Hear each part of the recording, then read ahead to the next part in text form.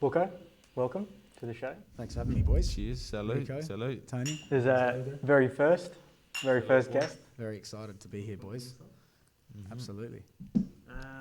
A personal friend, mind you, a personal friend, but also my favourite soccer player. I want to put it out there.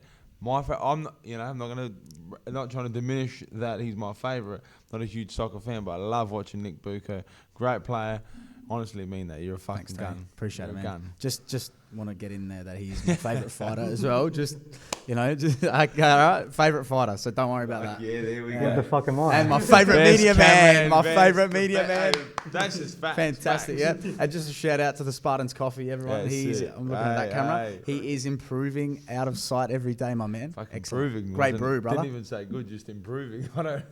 What is it? Shit. No, it's good, man. It's good. I'm not a huge soccer fan, but he's a big name in terms of Adelaide soccer, man. Even in Australia, I'm sure many people would know his name. He's a good player, and I'm not just saying that because he's my friend. I've had the pleasure of watching him play, and I don't like soccer, but I enjoy watching Bucco when he's got the ball. He's a fucking class act. I really mean that. And we're lucky enough to have him here. Come off a big loss. Unfortunately, they lost. What did you lose? 4-1 to Campbelltown. 4-0. Didn't even score. Didn't you score? No. I think it was disallowed. No, we just didn't. Are you sure? Yeah, we I swear to didn't God, there was a goal there. Yeah, I thought we were leaving and we were like, they scored. No. Mm. Or maybe offside, I can't remember, but I was just out of it by the last 10-15 minutes. Yeah. You sort of know that your season's over. And So we're lucky enough to have him here today and ask him those questions. And this is what the show to me is all about. Me and Rick, we want to speak about from the inside. So, as a fans and as those people who are perhaps at the game or have been at other soccer games from anywhere in the world, I want to ask some questions, I guess, in terms of, firstly, what got you into soccer? Why did you choose soccer of all things? yeah, my dad, 100%. He's obsessed with the sport, always has been. I heard stories when Was he also a soccer player? just amateurs, Yeah, local. Never. He always says to me that he was never really any good, but he like my mum used to tell me stories about when they first started dating. He was like in his mid-30s or whatever, and he was always still watching sport and also like mainly football. Loved it. Obviously Italian, born there, came here. So technically I'm second generation. Yeah. He's first, obviously. So for him, football was his big thing, and going back to Italy in the 70s and 80s and 90s, going to watching Pescara play, all that sort of stuff. He loved Adelaide City when they were here in the NSL, obviously, like yourself. Yeah. We've A discussed lot this many times. of young Italian kids out there, especially from Adelaide. They got an Adelaide City, man. They were, especially in our era, definitely, man. It was they were like. Well, who did you grow up idolising from Adelaide City? Ange Costanzo, man. All of them, man. Ange Costanzo was the man back in the day. Exactly right. He was honestly, you'd see him at Hollywood, and if he put that hand up at you, man, it was fucking like. And that he was king ponytail, of the rocking North, that ponytail, man. Oh, he was the king of And North. what a player he was. But yeah, they were a big deal back in the day. Yeah. Unfortunately, football, or as you guys call it, in Adelaide, took a huge hit, man, after that whole Adelaide City. It was huge back then. Yep. I remember going to the games, the fans, there's a lot of people there, and unfortunately, it died off. The funny thing you say is like Danny and I, my cousin used to go with my dad. My nonno used to go. Yeah. So we're exactly the same. Yeah. We just never knew each other then. But so for me, growing up, being an LA City supporter, and then eventually having an opportunity to go there to be coached by Damien Murray was something for me at 21, turning 22 was special. Obviously, I think that's 10 years ago now. A lot of time has passed. Yeah. LA United's come in. So things have changed. That aura has sort of diminished a little bit. Obviously, we still, keep it strong, the flames and all that in terms of that. But, mate, my dad gone back to the question, just really inbred in me. And when we used to go kicking at the park, he'd teach me basics. And then that and it just grew, the love grew, and you just don't stop, right? No, exactly right. It's the passion, and you know what I mean. And I guess it's crazy for me to think, that you've have that same passion for since you're probably 6 years old, man. So you are now 31. 31, man. 31, you know what I mean? Like, it's a long time to be playing soccer, the same sport. Yeah. It's interesting that you're able to keep your passion for that long. For myself, I only started really fighting when I was 20. That's right. So for me, I'm only like 9-10 years into it now. And you were doing different stuff, wrestling, exactly, jits. Exactly. So to MMA, you could essentially say I've only been in it for like 6 years. 5-6 years. So. Now it's interesting that you've been around the sport for that long, and you still carry that passion. How do you feel like, as your passion increased, has it decreased over the years? Like say, have you felt like the love for the game has gone away? Have you in any way? I'll say this. I was thinking about this the other day because I was mentally preparing myself for this. For questions that you guys were going to ask and how I'm going to answer them. Honestly, I was, because you just want honesty. Yeah. I feel like my passion for playing has increased, knowing that I'm coming close to the end of my career, but my passion for watching the sport has sort of decreased a little bit because I don't like where the sport's going with VAR, with modern football, all this crap. It's really frustrating. And obviously, like Rick knows how we feel similar. We have similar thoughts because the way the sport we grew up with, man, 90s football, incredible. Like you don't make it like that. Even the 2000s, early 2000s, mate. But I guess you can say that for footy as well. Like of course, back in the day, you actually had your massive idols, man. Like Fraser Garricks, Warren Treasure. They don't make him like that anymore. Yeah, that's right. You know what I mean? And back then, you had like actual footballers, man, like men. Playing the game. In relation to that, I think the best way we can is happening this week is you see things like Logan Paul versus Floyd Mayweather, and I think it's happening from my sport all the way over to your sport to every other sport in the world. We're becoming so just about money. Mate, it's all about money. We had this conversation the other day. What did I say to you? We said, how the hell can you get an ex-NBA player to fight a YouTuber when you got a hungry young man over here who's giving his all every day to make bread to live, and you're giving these blokes that are rich enough, have had their time in the sun, mate? It's not. It's bullshit. It's actual bullshit. I think that's happening to sport. It's happening to the world in general. Yep. We're counting dollar signs before passion anymore. And like we were speaking the other week, we spoke about Maradona's passing, and we're saying name a player of this era that stayed at his club for passion. Like you got to look at guys like Totti. They would have moved to he's from Roma. You look at what's his name from Liverpool? Gerrard. Well, there you go. Insigne's the closest now. There you go. You know what I mean? It's a dying breed, and no one's going to know about him because money has overrun everything, and it's disappointing and it's sad to see. But back to my question, sir. Would you feel like, with your passion of would you say it's your urgency now rather than passion? Like you're saying, like you're hungry to get out there because you want to cap yourself for the title, or you saying the passion for the game is still is just as strong as say 5 years ago? I think it's different, man. 5-6 years ago, as you know, I was always I trained with you, and it was probably a little bit too late because I was a bit too old. I was trying to make that next step. Never got the opportunity. So for me now, it's more about, like I said, with my age 31. Consistently getting out in the park and enjoying what I can of the highest level in Adelaide, because at the end of the day, mate, it doesn't. Football ends. You don't. And my dad always used to say, play as long as you can, because you're not going to get it back. And if I took a year off, mate, there's no chance I'd play NPL, because it's like you've seen. You guys have come and watched, right? On the ball, I look unreal, but obviously there are players out there that are faster and fitter, and the game is going in that direction. So I need to keep up. I need to adjust my game to be like that, because then my smarts and my passing will shine. You know what I mean? So that's what I'm finding. So essentially, what I'm hungry to prove that I can keep going. But I'm also hungry to win. You because, sort of say, I've lost 5 grand finals in a row, 4 in a row at City. So would you sort of say it's a new desire of a challenge now to say that, hey, I can keep up with these guys? Yeah. Because once again, I know some people say I speak a bit about myself, so I'm sorry, but I relate back to what I'm doing. Do you feel it's like a personal goal in yourself? Like for me, for my last fight, the biggest challenge was the challenge that I set on myself and I was going to beat. Is that what you feel like you're doing now with yourself? Do you want to prove to yourself? Or is it perhaps outside influences? Is there words speaking? Has Bucco still got it? Is he too old? What do you feel it is? Yeah, I think it's that. Apparently, I got told after the game on Friday that someone was listening to the commentary and they said, I wonder if Bucco's going to go around another year. In my head, I'm like, I just turned 31. Are you joking? Mate, haven't you seen these games this year? I've actually proven that I can play still. And, I had a point to prove after having obviously my coach getting rid of me and then asking me to come back. So I had a point to prove to myself because I had half a season off injured last year, which was really weird for me, and I didn't understand, because I've learned from you to look after the body, to train extra.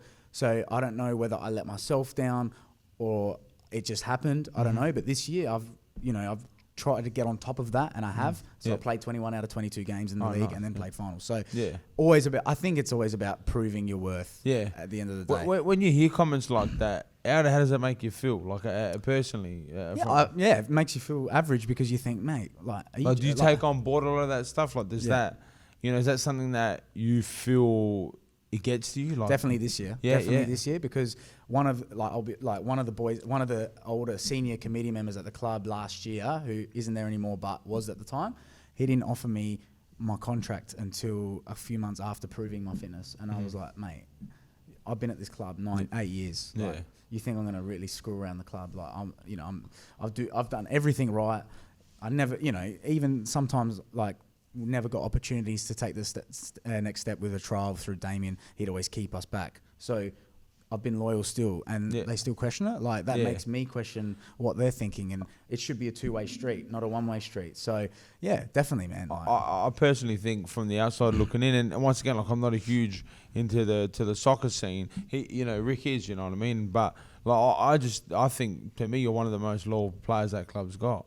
It's my 10th year next year. And even to the point when they didn't invite you out, or, many of us took to social media, whether it made an effect or not, because I felt offended for you. Yeah. I felt like going down to the LA, what's your problem? Well, why? What's your problem with this guy?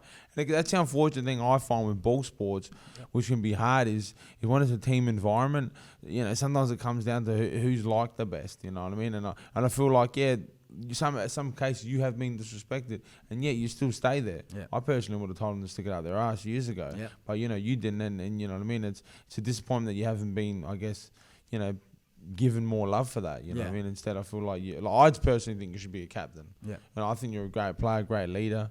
You know what I mean. You're great on the field. You love your club. You got passion. It's disappointing that you're not a captain. Like a guy like Rick, you're in the scene. Would you agree with all those comments? And wait, just let me cut in for a sec. You guys would both be dead set honest if it was you guys would tell me, if I have a bad game, Rick says, Books, you were off today? Yeah. I say, 100%. Robbie, biggest critic, you. Oh, even Diego, everyone, Sav, you guys would never sugarcoat anything. Yeah. Because what does that get you, man? That's not a true friend, Exactly. So, I think, Once again, I'm a very fringe fan, not going to lie, but I watched a few of your games here and there this year. Watched some online because I was overseas, and I personally think when Nicky Bucco got that ball, mate, I get excited because something's going to happen. And he's a champion of a player, and I believe that sometimes your teammates let you down, and I feel this is where my next question is going to get into is, for me it's hard for me to even though fighting is individual, it still does require a team, but at the same time, I don't need no one. I really do not need nothing. I've always said it, man. All I've ever said is, as long as me and that other guy are there, literally I've been saying this since day one. It's as long as me and the other guy's there. Tell me what you said the other day, how you said once that door's locked. Once that cage door's locked. What did I say? You said that once you turn around and see that door is locked. Oh, man. See, once the door's locked, I've always said that. I said, as long as me and the other guy are there, my paycheck's ready to go. Yeah. I don't care what's going to happen. And I've said that for a long time, and that was for my fight. It actually happened. Yeah. I walked into an empty stadium with one other guy to fight him. And, and lucky I stuck to those words. But this is where I dive into your next thing. As a ball sport, when, you suffered that loss, what are the initial thoughts that go through your head? Do you sit down and go, fuck, you know what I mean? So-and-so, didn't do his job today, or is it you look in yourself internally and go, I could have done more, or is it just, sheer, disappointment and you haven't really got time to blame anyone? What is it? No, it's both, man. It's everything. Definitely number one, me. Always look at me. And for example, this year, even though I missed only one game, I didn't score enough goals. I didn't set up enough. But, the coach, we spoke the other day and he said, mate, I'll be honest, I was really happy with your season because I gave you some things to do and you did them and you applied yourself and you helped the team, which is always important to hear. Yeah. But obviously I'm disappointed in myself for not giving more back to the team in terms of goals and assists because that would have helped us. Yeah. But yeah, man, you can't help it but think, why did that guy do that? Why didn't that guy do that? Why didn't I do this? All year, our stats, we were one of the lowest scoring teams and I was partly to blame for that because I didn't score enough goals this year and I put a lot of pressure on myself being I say to myself and to other people, I'm a good player on my team. I need to step up and score goals. But then I also think, of course, man, it's a team sport. You think, why did this player do that when it's so simple? Or why didn't that player do that? And then when I miss a chance, that's easy. I say, boy, sorry. Like, you know what I mean? Yeah. So it's everything. And yeah, look, when you go back into the change room, you have that disappointment, you put your head down and whatever, but I always analyze, straight away I've always been like that, always thinking, what do I do? And then on the Monday we have our team meeting and we analyze video and we talk about it. And for me, that since video's really come in the last 4 or 5 years, it's been so beneficial for me, for my game. But again, one thing I'll say about semi-professional is that it's not a job. So a lot of the boys, if they don't have that level of commitment or drive like me, you've always helped me lift the drive within me. Sometimes they don't care, so then they don't learn from their lessons, and then they'll continue to make those mistakes, which is frustrating as someone who always wants the best. I was going to say that, as a person, and that's another thing with the team sport is, your passion isn't always the guy next to his passion. No. He might be like, I'm just here to play, man. I don't really care like if we win a title or not. Where a guy like you're dying for that thing. You want to get that glory so bad. I hear you talk about it. So it's interesting, I guess, as a team sport dynamic. You know what I mean? Like you're out there and you're relying on other guys to do the job and get your glory for you. Then that's an interesting, like I said, dynamic. And especially how you're saying the other guy might not care because he might be younger. Thinking he might be taking it for granted. Exactly. I used to do that. That's why I asked you earlier, sorry to cut you off, but about urgency versus passion. Correct. You know what I mean? Like as a kid, you got passion, but you'd be like, it's next year. Where you're like, man, I've only got a couple of seasons left, man, and I want to finish off with the title. So I guess it's an interesting thing for you guys. And that's the thing. As you grow older, you mature as well. Like when I was younger, like that drive, you say to yourself, I want to be a pro. I want to play football all the time. I want to do this, want to do that. But mate, actions speak louder than words. As a kid, I should have been training. I did extras. Don't get me wrong. I was kicking the ball out the wall. I'd go out with my dad. But I'm talking out. You got to be doing hours and hours and hours. Can I ask, for a person like you as a kid growing up, and you look back, like now you've got all this education in fitness and nutrition, and you see other sports and you see other players. Do you feel as a young lad did you do enough or not enough? Absolutely not. And why didn't you do enough? Do you feel that perhaps the education wasn't handed to you? Yeah, do you think that's what it was? Yeah, I was saying to Rick I think I said it to you, I can't remember, but I was actually, maybe not, I was just thinking about it, because again, like I was saying before, I was thinking about how I'm going to answer questions. I'll be honest, some of the things that I learned as a kid from my coaches and juniors, I don't remember. I remember things that my dad taught me when I was 5, 6, 7, 8, 9. You know what I mean? What does that tell you about coaches or the junior setup in Adelaide, for example?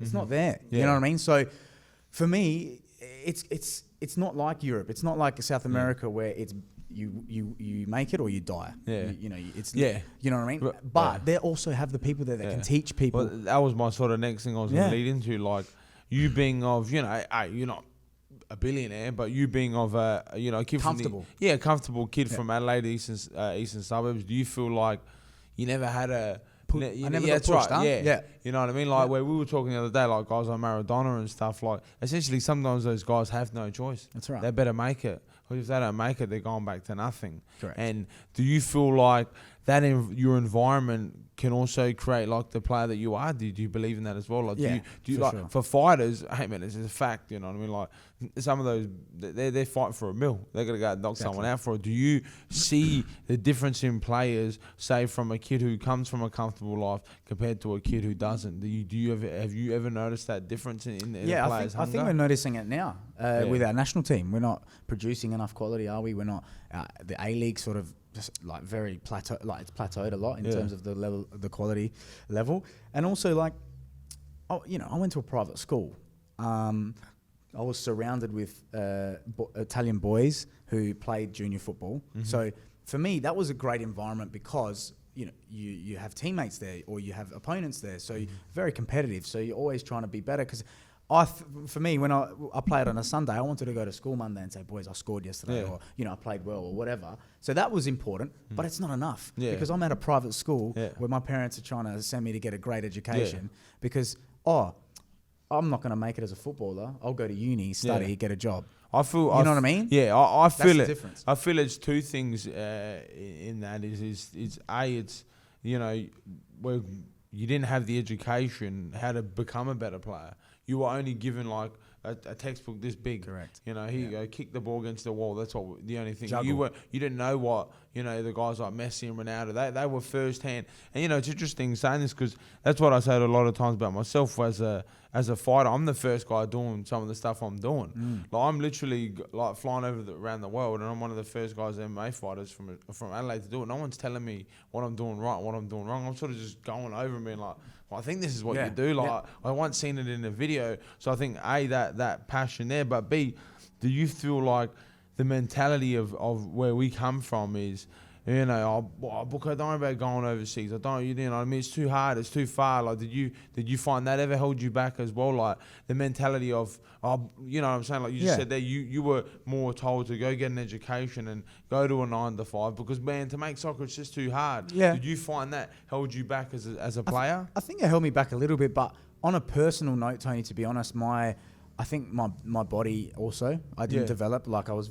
You guys didn't know me when I was 16, but I was a young man. Like I had a body of like a 13-year-old. You know, I didn't hit puberty till 17. So that held me back a lot because back in my day, well, Rick, you're only a few years younger than me, but I don't know if you remember, but development squads and sassies and all this were picked based on people that were developed, like big boys, you know, fast, strong.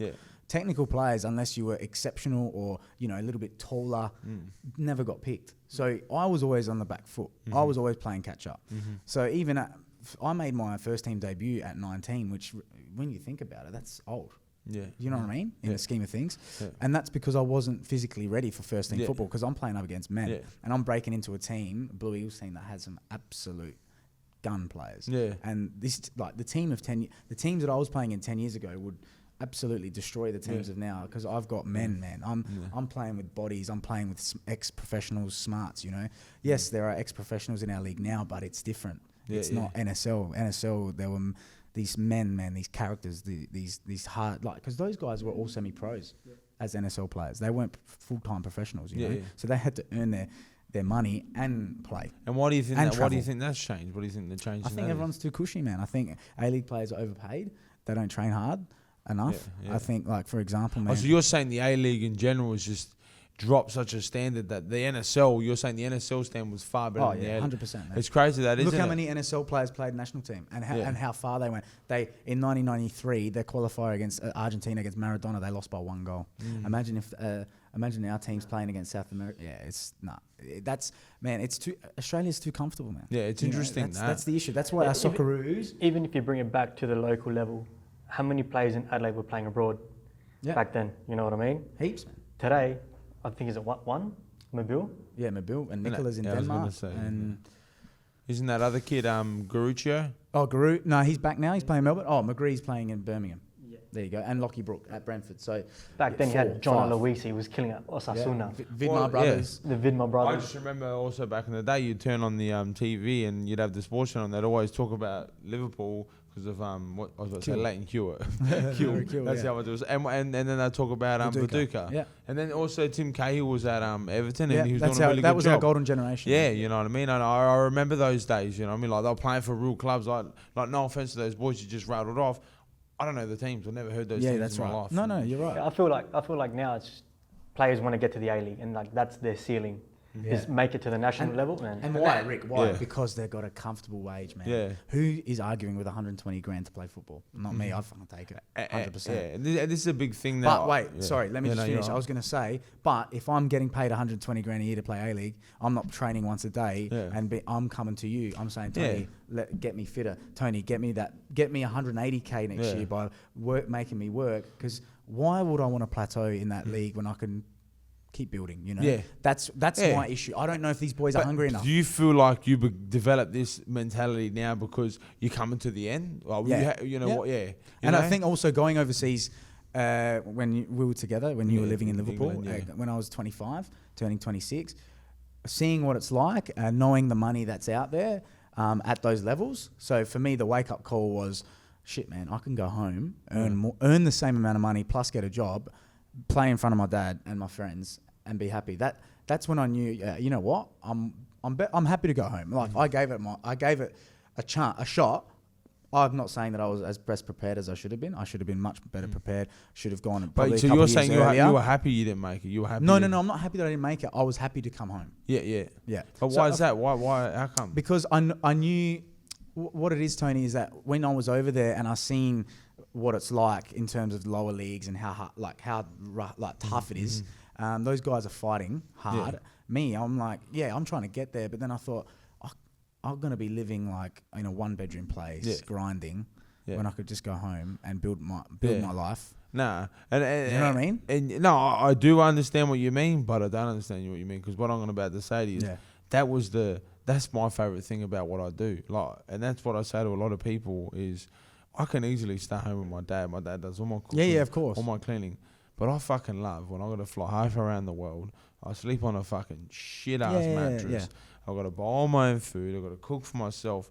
And I guess as a fighter, and that's what I mean. It's a mentality thing. That's one thing that I want to work with a lot of ball sports, is because it starts from the very minute you wake up. Where do you wake up? Like look at where we are now, guys. I don't know if you guys know, but this is my home, and I build a gym in my home. Yeah. Like, this is how much I fucking love. No, I don't doubt that. And people don't realise, as fighters, we go out there and we literally, some guys are fighting for free. Like, they're literally getting in a cage to fight another man to death for free. Yeah. And people can say, it's not to the death, but it can. It actually can. Yeah, and that's what I'm saying. It's a mentality thing where I wish, if I'd have spoke to you back in that day and you explained it to me like that, I can go and be comfortable, I would have probably tried to kill you, Bucco. Yeah, I know you would have. You're a great player, and you will never, ever, I think, be comfortable.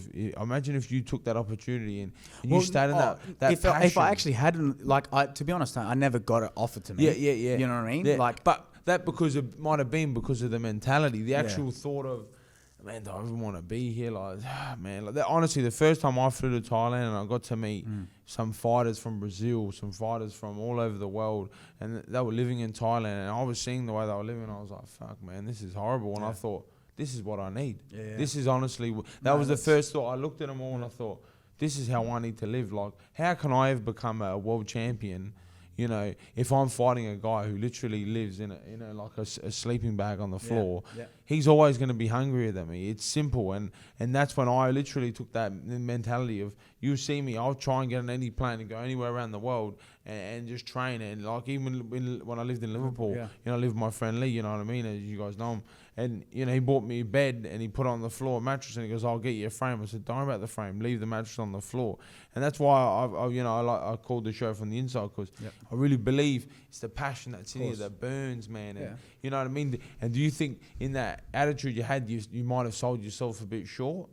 You know Possibly, what I'm saying? possibly. Yeah. I think my do you think age maybe didn't help. Do you think maybe the fear of something different or something, you know, not as comfortable held you back? And do you think if you had that time over again and now that you've had this thought spoken about, you're like, fuck, man, like, you know, maybe I could have went there, got super hungry, and who knows what could happen to my career? That's why I brought up the whole Eastern Suburbs thing. Yeah. Not that, like I said, not that you're rich. I'm not trying to say that, but I'm saying you're comfortable. And do you feel? I think being comfortable as an athlete isn't a good thing. No, it's not. It isn't, man. Not. And that's what I'm saying. Like, here in Adelaide, everyone's got it so good. Everyone's super comfortable. Yeah. They don't work hard enough.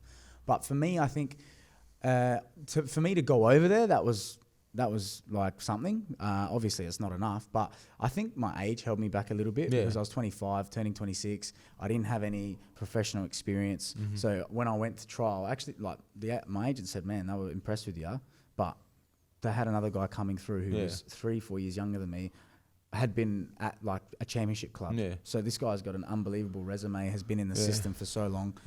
Again, who you know, these things all added up. I mean, I'll be honest, the one thing I should have done was go to Italy. I think that style of play would have suited me a lot better.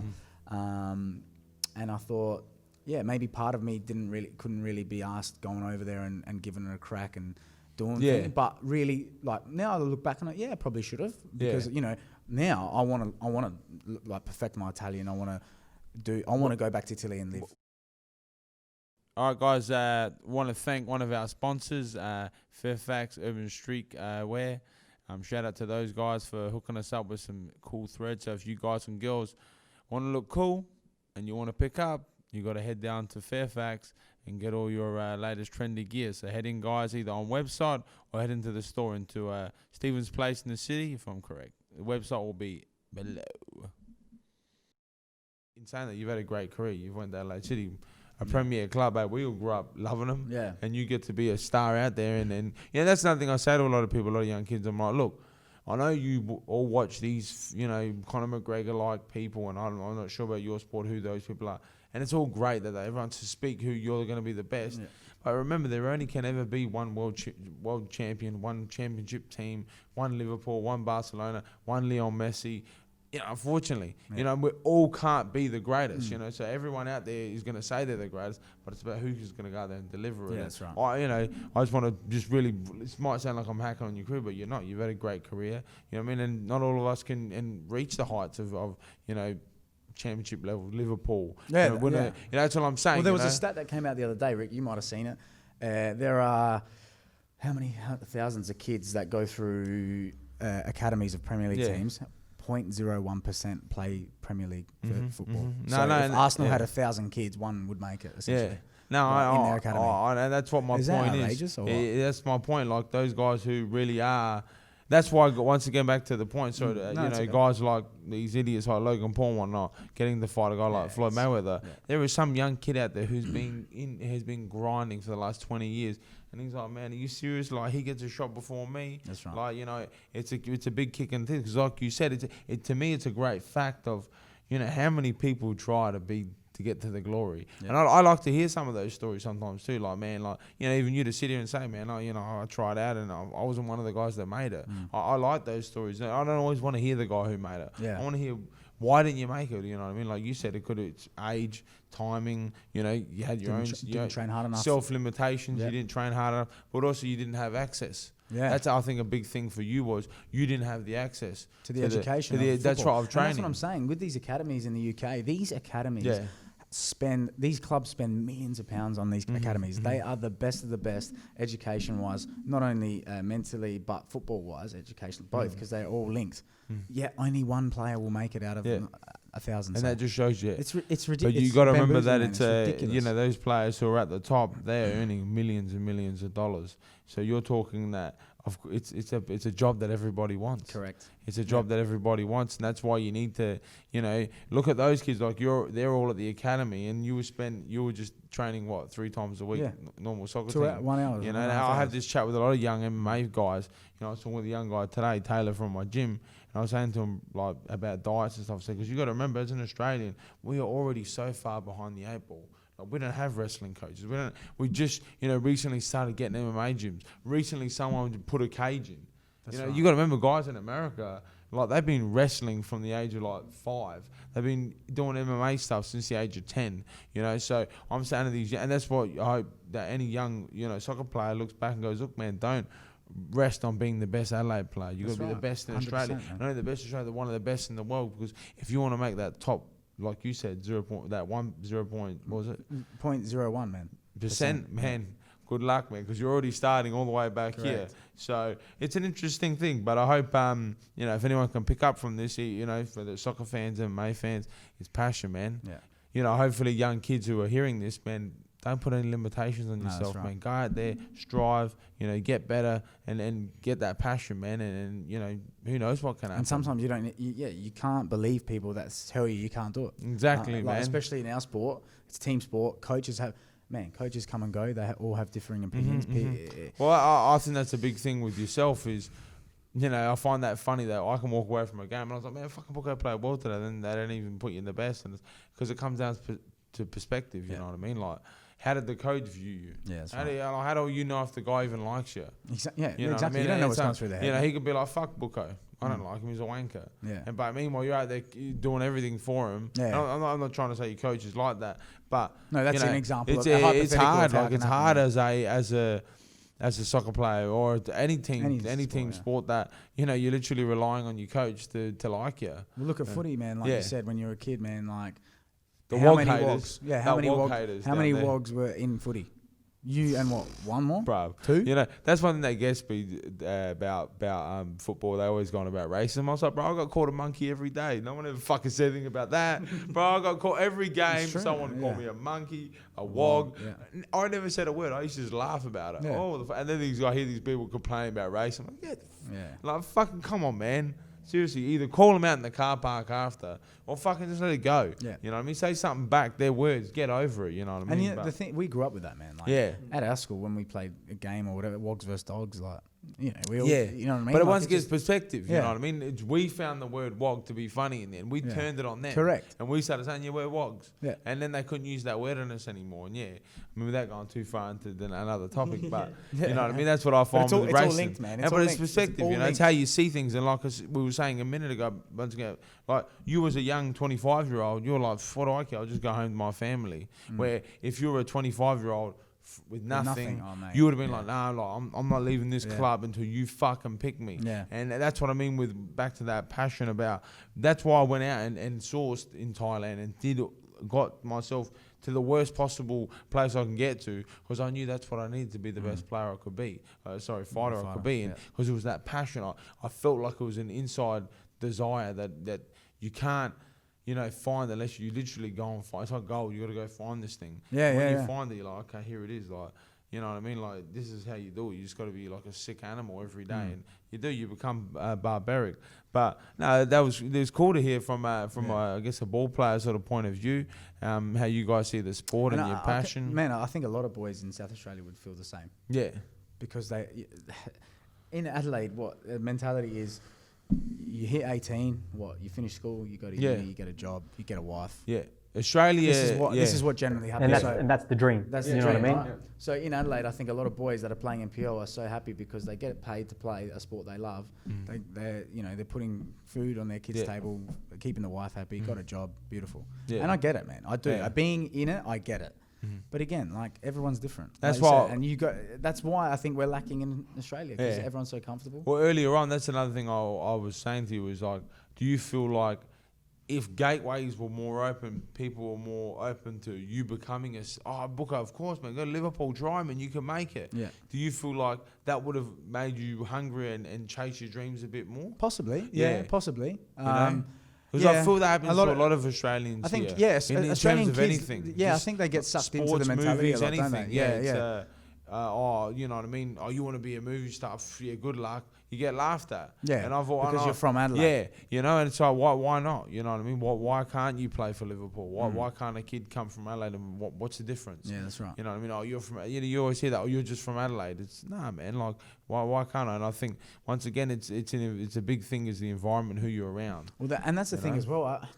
I hate to harp on it, man, but I feel like junior football these days, in our system, kids, they play to play. They don't. I can't see when I go watch our juniors. I don't know. Like, I don't see any kids that that are so hungry and are so out of their comfort zone to try and make it. You know what I mean? Like, I just want to say there's. I don't watch much any soccer junior at all. I've been to a few. You know, one kid that I watch sometimes and I can see he just loves the game. And I haven't been to many, but is Benji's son. Yeah. I see this kid, man. You can see it in him. He loves the game, man. He loves the pay. He loves it. You know, I know what you're saying. Like, kids, it's almost like going to the gym. Yeah. I've got to go to school, rock up, kick it. Well, I see that kid, man. You know, you see him. He just loves it. He loves it. I've watched a few videos of him play, and you just see the look on his little face. Yeah. He just wants to get that ball so bad. And, you know, even though I come from another sport, I know that look. Yeah. I know that look in his eyes. I'm like, damn, that's what I look like when I want to go out there and fight someone. This is where us as... Let's use us as friends need to say, Benji, listen, man, your son, he's got something. Yeah. Let's stay on top of him and see how much he wants it. You know, don't let him rest on his laurels. Yeah. Benji, get the ball, throw it to his left foot every day for an hour, get him working. Mm-hmm. These little things, parents don't do that anymore. They're too busy working. They're too busy. And Benji does go above and beyond. He's got him at the Dragos Academy. Yeah. You know, he's forking out the cash. He's paying $1,100 at Raiders, and I personally told him it's a waste because he's got a volunteer coach. He's not learning anything there. Correct. Yeah. So I said, what's the point of forking out that cash to pay for a kit? Yeah. You know what I mean? Just get him through junior, but keep him at these academies. Well, that's horrible. Because these are guys that know. You need to get educated. Well, that's horrible that they're on such a low level that they're making you pay such money. Man, in Sydney, it's like 2-3K. Yeah, it's horrible because think about it now. It's only the wealthy children who can have a go. That's what it's saying. You know what I mean? And that's a terrible thing to hear. All right, guys, if you're wondering how to get your name or your brand on our show, hit myself up or hit the show up on our social medias. Send us a message, drop a line, and we can talk how to get your name involved with our podcast, guys. So hit us up, all brands from not only from Adelaide, from all over Australia and all over the world, guys. So hit us up on Facebook or social media via Rico or my Antonio the Spartan, or also the From the Inside Instagram page, podcast page. So guys, hit us up and we can do some business. Little segue off now. Yeah, I think this should be a thing because I'm excited to see who he calls on all the fights. Yeah, because you got to show him the photos too, because I think that's a big sway card. Yeah. So when's his card? So there's a lot of big fights on this weekend, which is really good. I'm definitely a couch fan. The last 2 weeks, it's been a bit lackluster. From you both? The shows. Oh, the shows. We don't usually pick fights, but I'm just fighting because I want to see if who actually is it luck. Or is it knowledge? Or is it like, inside? Technically, I should win. I'm going to look at the camera and say like this right now. I'm a couch MMA fan, and there's only one fighter for me, and that's the Spartan. Right? And you know what? To be fair, the only knowledge I have of fighting is through watching my mates, man. Yeah. And that's jiu-jitsu, so all these moves. Well, that's why I'm interested to see who you pick. I want to see if we get out of the 3 cards. We'll go the co and the main, and we'll see who we. So we got the first fight card was UFC 256 this weekend. Main event is. But you got to show him the photos. I need to see the photos. I think that'll be a big thing. Is who he's going to pick. If he's black or white, I'll pick the black man. All right. So the first fight we got Figueiredo versus Brandon Moreno, which is these top 2 up here. So we got the big Brazilian, and then the Mexican. I'm going to go for because I've been to Brazil and I've seen how dog they are and how much they fight. I'm going to go with the guy with the belt. He's going to hold it. He's going to retain his championship belt, retaining. I've got Figueiredo. Yeah, I know. That's and both of them are on 3 weeks, pretty much from their last fight, 3 weeks. Yeah, it's a crazy fight zone. They literally fought 3 weeks ago. He defended his title and he's redefending it. And that's got to be the record, right? Yeah, well, to defend the title. Could you imagine fighting after 3 weeks? Honestly, no. Yeah. I like to enjoy a bit of family time. Man, it's I know. That's what but you got to remember, back in the day, boxers used to do this all the time. Yeah, they would fight like 15 times a year. Yeah. Like some of those old school boxers, they'd fight all the time. That's why they got cooked heads now. And the record's like 315. Like or something like that. Weird. Co-main is Tony Ferguson versus Charles Oliveira. Zoom in there. It's touchscreen. If you want, you can zoom with the phones. Yeah. There we go. Okay, where's Ferguson from? Ferguson is Mexican American. Yeah. And Charles Oliveira is Brazilian. So it's still Mexicans versus Brazilians, really? Yes, it is. Do you have any... and it's funny because it's like when you play Mortal Kombat, when you play with the same character and you change outfits. Yeah. These two look exactly the same. And what are their... Just out of curiosity, what are their records like? Are they... Well, I know Tony Ferguson's coming off a big loss to Justin Gaethje. And Oliveira, I think, is coming with a big win. Oliveira's had a lot of wins. He's coming off. I'm impressed. And that's what I'm saying. He knows his stuff. Yeah, that's what I'm saying. This is an interesting. Here we go up there. Kevin Lee submission. Well, he's 29-8, and he's coming off a 1, 2, 3, 4, 5, 6. Is that 7 or 6? I can't count. 3, 6, 7.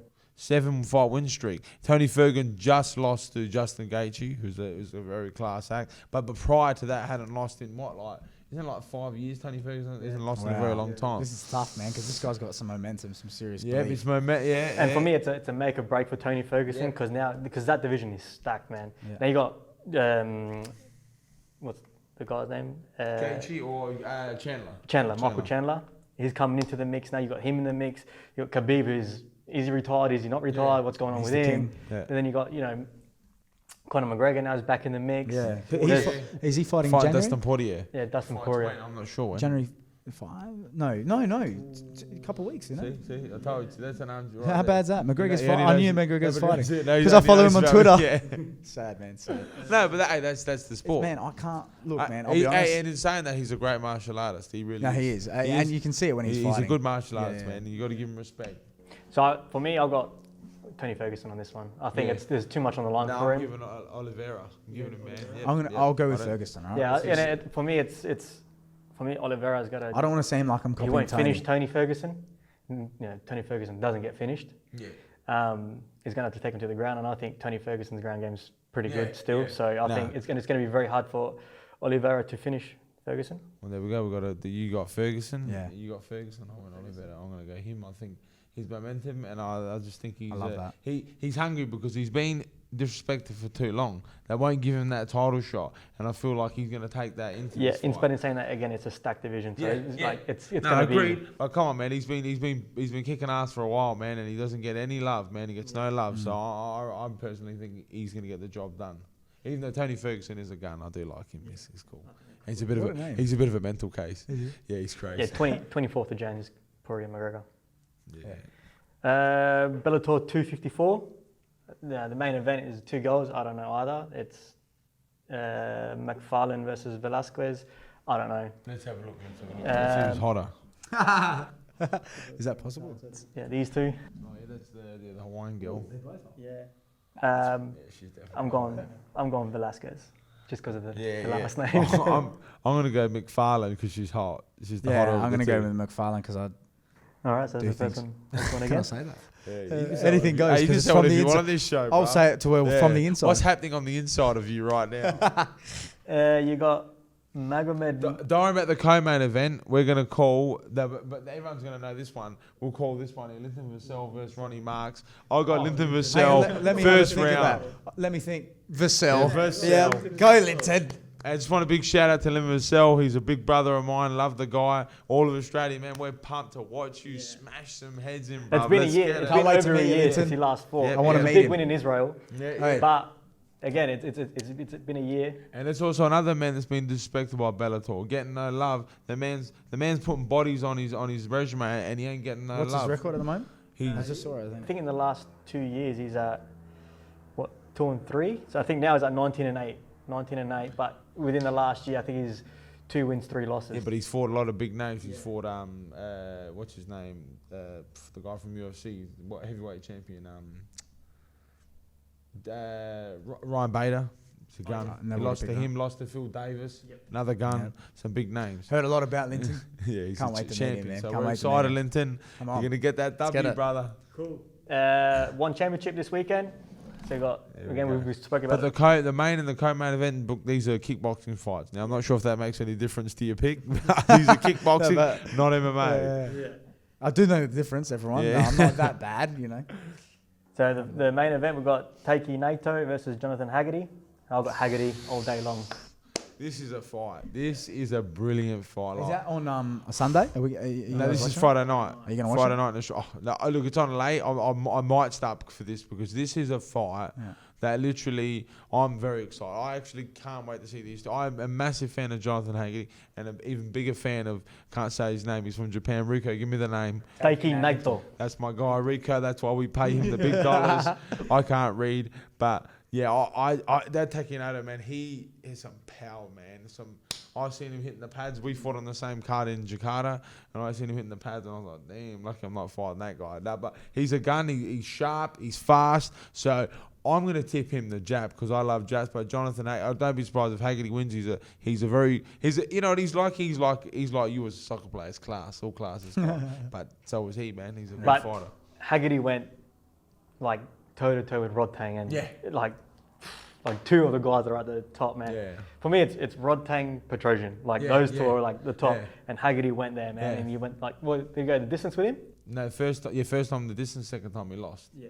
He's lost twice to but he's So they're these guys both at the top of their game, and they're ready to go. This is going to be. That's why I'm so excited for the fight. It's going to be a great fight. Yeah. Then co-main Nicky Holson and Elliot Compton. Sorry, I'll pick Naito. Oh, yeah, we didn't pick that. Sorry. Yeah, so I said Haggerty. You're going Naito, Haggerty. I've gone Naito. Yeah. I'm going to go with the Aussie here. So you get Nicky Holson and Elliot Compton. Yeah, I'm going to have to go with the local boy as well. Yeah. I'm going to go with Compton. Where's this bloke from? He's from Brisbane. He's Brisbane. He's a good friend of mine. We talk, me and him, now and again. I lucky enough. This is a huge fight for him, man. Massive, huge. The fighter guy, Nicky Holson, is like a big deal. Like he is one of the legends of kickboxing. He really is. And any fighter comes out of the Netherlands in terms of kickboxing, yeah, man, they're the real deal. Tough, like that is the place for K1 kickboxing, man. The best come out of there, and he is one of the best. So this is a huge fight for Elliot Compton, man. He wins this fight. This puts his name on the map, huh? Huge, man. Huge things for him. So exciting card and exciting fight for a one championship. So exciting to see. Can't wait to watch it on the app.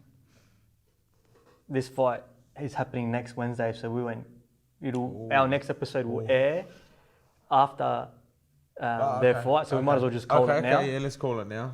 So we'll go main and then co-main. So we've got in the main, we've got Bowen Morgan versus Tim Tszyu.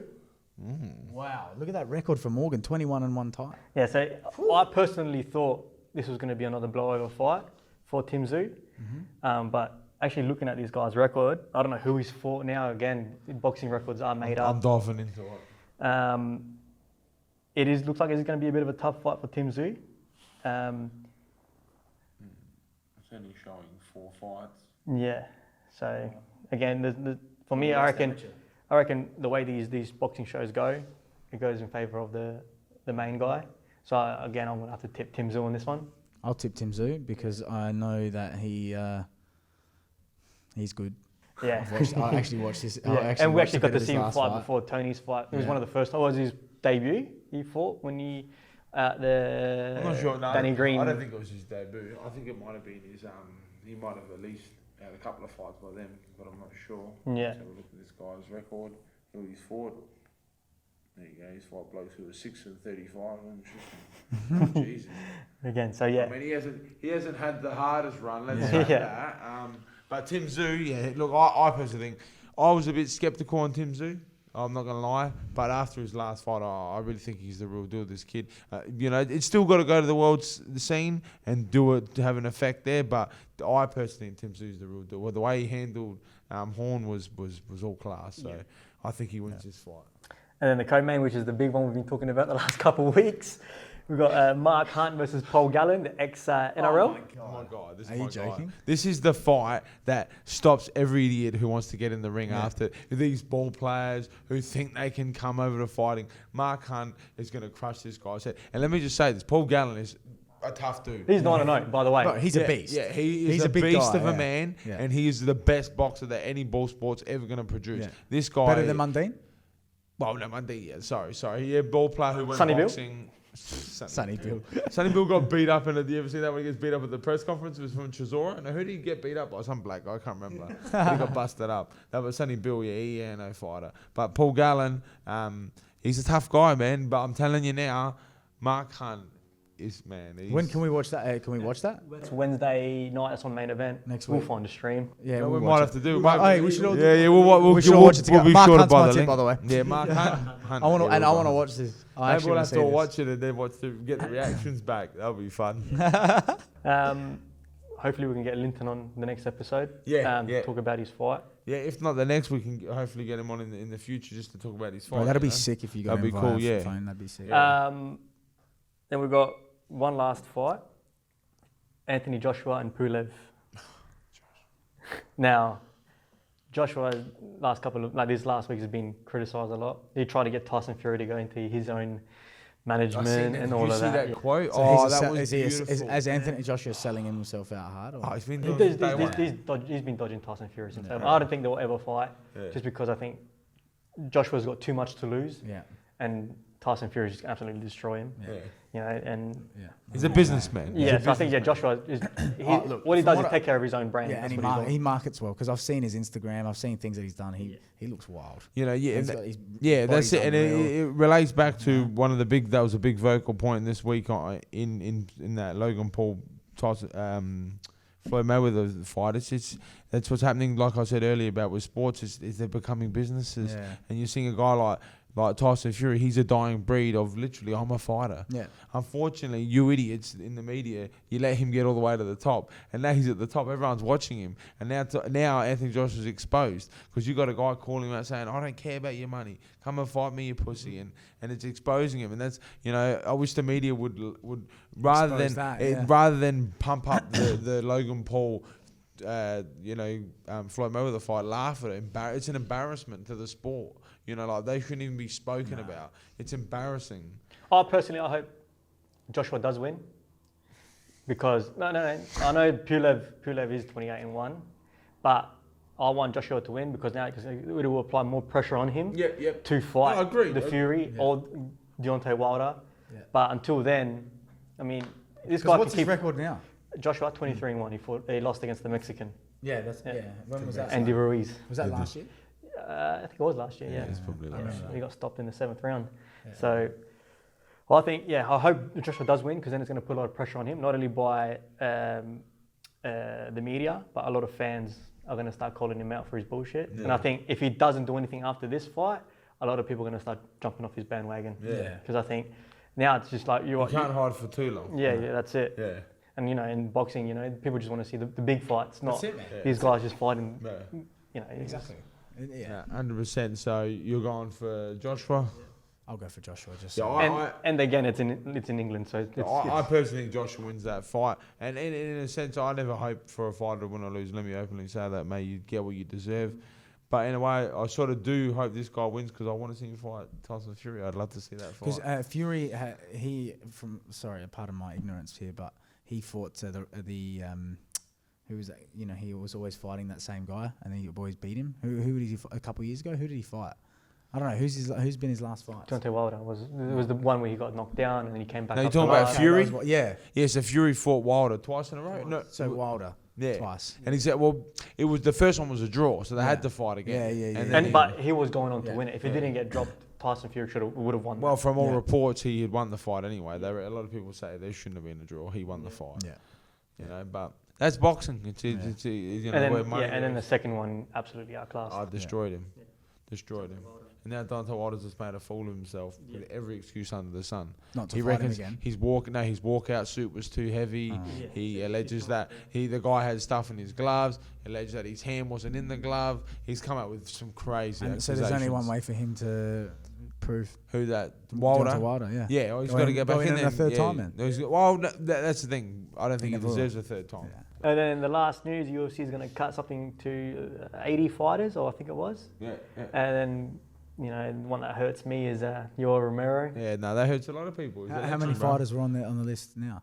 I would never clue. UFC's got a massive list. And they've cut it to 80? No, they've cut 80 fighters. Cutting 80 fighters. Yeah, and they cut a very big name in Yoel Romero. You've probably seen him. He's the big muscly guy. Cuban. And in his last 5 fights, he's fought, Adesanya. He's gone with Paulo Costa. These guys are top 5 guys. Yeah. So he's on that end, and they've cut him. You only ever, but in saying that, you got to remember at the end of the day, they are businesses, and they're probably looking at him going, bro, we keep giving you a crack at the big time. You can't crack it. Look, sorry, man, we can't really do much else with you. If you can't beat these guys, you're going to have to go back and fight the younger guys. I think you could have used them for that, a bit of use them as a stepping stone. But I think, again, any youngster that goes up against him, I think murks him. No, bro, he's dangerous. Yeah. I don't want to fight him. I don't want to. So that hurts, but... just a quick one. What next for a guy like that? How old is he? 44. So and then Bellator's already said they're not going to take him on board. PFL apparently. They said PFL now as well. Well, that's good. That you could have another 14 years. Yeah, I don't want those 14. I'm hoping that I got 5 or retire. They start paying us real money. I'll get a couple of million. But Salisbury Tata. I could probably see Romero doing one of these exhibitions, maybe. 85. Well, would that as a professional athlete, does that concern you? What's that? On how promotions just on the flick of a switch can cut your. So of course, man. None of us are promised anything, but like I said earlier, that's what I love about sports. We're never promised nothing. Keeps you hungry. They don't know. They could ring me right now telling me I'm fired. They could ring me right now telling me I got $1 million fight for a world title. So that's what's beautiful about the game. You know what I mean? It's crazy, but you need to be insane to do it. And I think I'm insane.